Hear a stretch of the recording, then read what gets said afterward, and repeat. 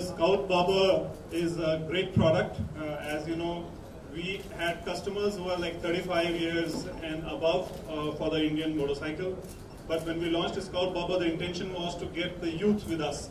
So basically the age group of 20, 25 and 30. And that's what attracted Rohit because he's very young. Young at heart and young otherwise as well. So Scout Bobber is a bike which has a riding posture which is like very aggressive that the youngsters love. And the moment Rohit saw, he loved it. So I would like to hear from him why you choose Scout Bobber. Thank you, sir. Thank you very much. Good evening, ladies and gentlemen. I've been a long-time fan of the Indian motorcycle. Growing up, I think all of us know, especially people who ride, we've grown up loving the Indian motorcycle. Of course, उस वक्त पैसे नहीं थे ये super bikes खरीदने के, तो फिल्मों में देख के जितने भी हॉलीवुड फिल्में देखते थे उसमें ये इंडियन मोटरसाइकल देखते तो लगता था यार किसी दिन ये चलाएंगे. तो आज वो दिन आ गया and I'm very happy that in fact when I saw his bike I said wow, what a bike. But I must say the Scout Bobber is something that is going to entice all the youngsters who are getting into riding. It's big but not too big, so you can ride around in the city like Mumbai. I had a bike before this which weighed about 430 kilos and I hardly rode it. One of the reasons I bought the Bobber is that I'll be able to ride it in Mumbai, not only on long rides. The second reason, as he said already, that it's a really young looking bike and I like young things, bikes.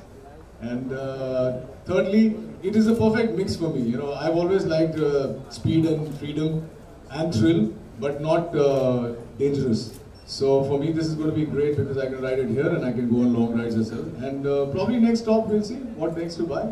Thank you very much. Thank you very much.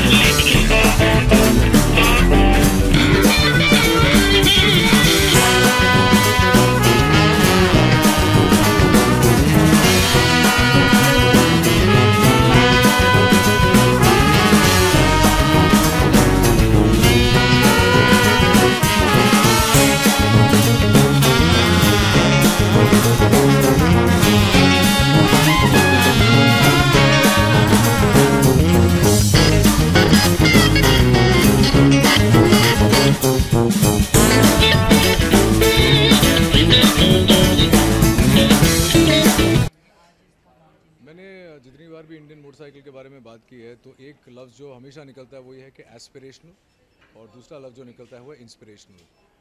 बचपन से ये बाइक्स देखते आए हैं और हमेशा ये लालसा रही है मन में कि किसी न किसी दिन ये बाइक हम ओन करें और इस बाइक को राइड करें। पहले जब स्कूल में थे तो ये फिल्में आती थी, हॉलीवुड की फिल्में उनमें जो भी हीरो होते थे ना, वो लोग या तो मस्टैंग से निकलते थे या इंडियन मोटरसाइकिल के ऊपर से ऐसे करते थे. And as children you get affected by images that you see. तो ये एक इमेज था मेरे मन में काफ़ी वक्त से. और जब मैंने बाइक लेने की सोची तो मेरे पास इससे पहले एक बड़ी सुपर बाइक थी, लेकिन उसे मैं I couldn't do justice to it, मैं चला नहीं पाता था. फिर मैंने जब स्काउट बॉबर की तस्वीर देखी, मैं तस्वीर देख के पागल हो गया. मैंने बोला कि इतनी यूथफुल लुकिंग लेकिन इतनी पावरफुल और इतनी वेल बैलेंस्ड बाइक है. You don't get tired in the city and not you get tired while taking on long rides. तो मेरे लिए ये परफेक्ट मिक्स है हर चीज़ की. और मुझे एक चीज़ हमेशा रही है कि जैसे मैं जब आर्ट खरीदता हूँ तो मैं ये नहीं देखता हूँ सिर्फ कि ये किसने बनाई है. हो सकता है कि हुसैन साहब ने बनाई हो, लेकिन मेरे को वो दिखने में अच्छी होनी चाहिए. वो आर्ट अगर मैं अपने घर में टंगाऊँ तो मेरे को वो आर्ट दिखने में अच्छी होनी चाहिए, ना सिर्फ कि ये एक्सपेंसिव है. तो similarly when I saw the Scout Bobber I thought there is a really beautiful looking piece of art. Indian motorcycle के बाकी सारी बाइक्स हैं वो बहुत ही खूबसूरत है, लेकिन there something different about the Scout Bobber and it's something very nicely youthfully designed. और मुझे वो चीज़ पसंद आ गई तो मैंने बोला कि ये लिया जाए.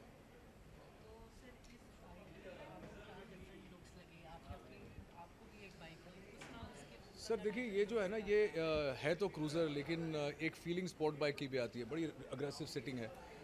जिस तरह से आपने देखा कि बहुत लाइट भी है, बट इतनी भी लाइट नहीं है कि आप उसे एकदम हिल डुल जाए.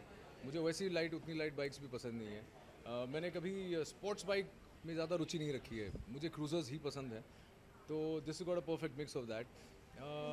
और स्टाइलिंग के बारे में क्या कहूँ, आप देख सकते हैं सामने अब कितनी बेहतर स्टाइलिंग है. ये तो एक पर्सनल चॉइस है, लेकिन मेरे हिसाब से अगर देखा जाए तो this is definitely the Scout bobber is the best looking bike right now, a super bike in India. वो मैं बताऊंगा ना तो क्या होगा कि ये आप जब एयर करेंगे और मेरी पत्नी देखेंगी, वो यादगार चीज़ें मैं ज़िंदगी भर के लिए भूल जाऊंगा. तो मैं ना ही बोलूँ तो बेहतर है. नहीं, यादगार यही थी कि बचपन से लेके यही सोचा था कि किसी ने एक न एक दिन ऐसी बाइक होगी और राइड करेंगे. बस वही है, अब वेट कर रहा हूँ कि जैसे ये ख़त्म हो मैं बाइक लेके निकालूँ और चलूँ. Thank you very much.